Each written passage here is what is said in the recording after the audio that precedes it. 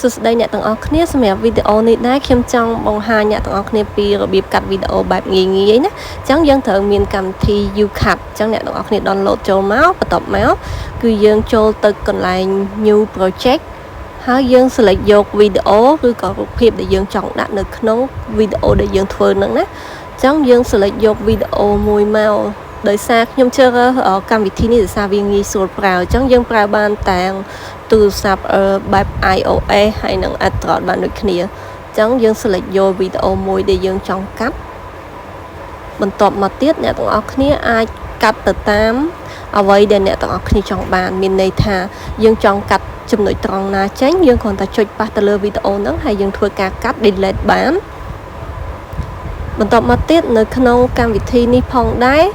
គឺវាមានបទចម្រៀងដែលឲ្យយើងធ្វើការចាក់នៅលើវីដេអូរបស់យើងបានប៉ុន្តែបើសិនជាអ្នកទាំងអស់គ្នាមានបទចម្រៀងផ្សេងនៅក្នុង device របស់អ្នកទាំងអស់គ្នាអាចយកដាក់បានណាប៉ុន្តែខ្ញុំអត់មានបទចម្រៀងផ្សេងទេអញ្ចឹងខ្ញុំដាក់ភ្លេងរបស់គេអញ្ចឹងមកហើយបន្ទាប់មកទៀតហ្នឹងគឺកន្លែងនេះសរសេរ text អញ្ចឹងយើងអាចទៅសេអក្សរឬក៏ពាក្យផ្សេងនៅលើវីដេអូរបស់យើងបានអញ្ចឹងខ្ញុំដាក់ hello everyone ចឹងមកហើយយើងអាចរើសពណ៌ឬក៏ font អក្សរដែលយើងចង់ដាក់តាមតម្រូវការរបស់យើងអញ្ចឹងសម្រាប់កម្មវិធីនេះវាអត់មានតម្រូវឲ្យយើងបង់លុយទេហើយវាមានព័ត៌មានច្រើនហើយវាងាយស្រួលធ្វើទៀតបន្ទាប់មកទៀតអ្នកទាំងអស់គ្នាចង់បានកាត់ត្រង់ចំណុចណាមួយយើងគ្រាន់តែចុចលើវាហើយយើងអូសកាត់រយៈពេលដែលយើងចង់កាត់ចោលហ្នឹងមកតាមរូបភាពណាដែលយើងចង់កាត់អញ្ចឹងអានេះ speed អញ្ចឹង speed ហ្នឹង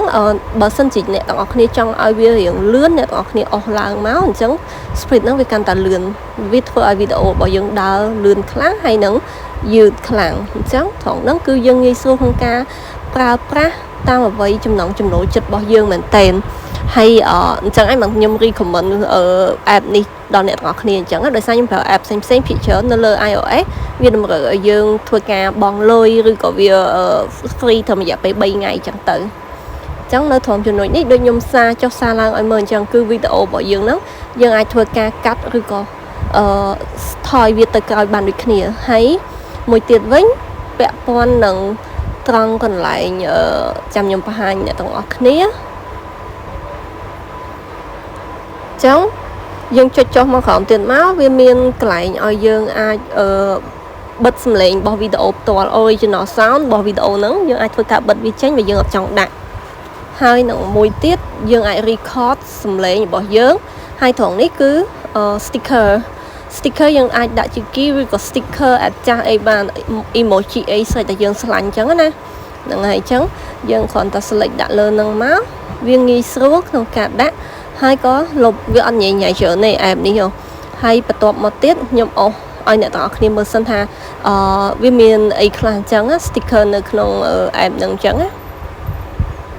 អញ្ចឹងវាមានច្រើនដែលយើងអាចរើសបានវានៅ load ទៀតគ្រាន់តែខ្ញុំអូសរៀងកាត់អញ្ចឹង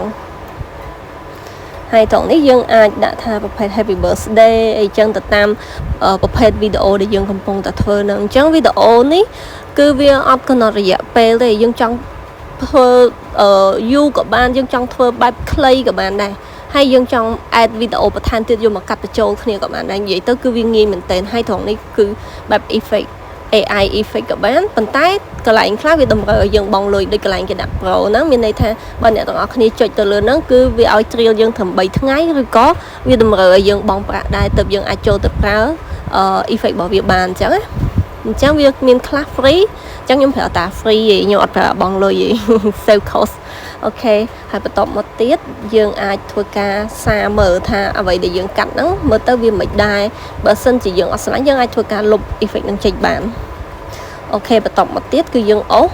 ទៅមើលត្រង់កន្លែងចំណុចមួយទៀតកាត់ចុះកាត់ឡើងហ្នឹងទៅអញ្ចឹងបើសិនជាអត់មានអីត្រូវកាត់ថែមទេយើងគិតថាអូខេចំពោះវីដេអូហ្នឹងហើយយើងគ្រាន់តែចុច saveចឹងនៅត្រង់នេះគឺវានឹងឲ្យយើងរងចាំហើយ